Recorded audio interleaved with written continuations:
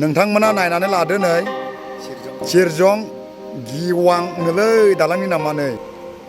सिरजं नाम नुगोनो सिरजं दालांनो भुटाननि सेकेन्ड गेटआव दंफैयो नै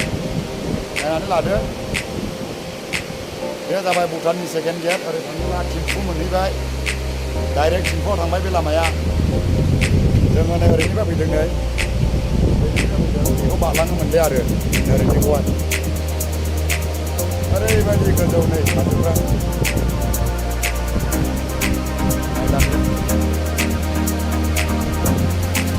एकदम साहानिफ्राय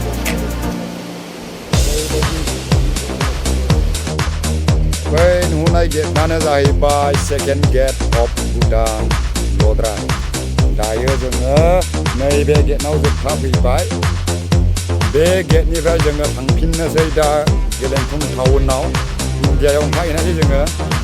नैबे गेटखौ बारहोआसै जोंखौहाय माने बे गेटखौ बारनोब्ला पारमानेन्ट मोनसे 3 मान्थसनि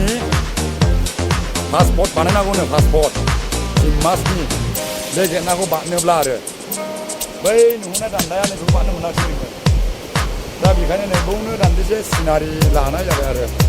बेखौ नायलांदो जोबोद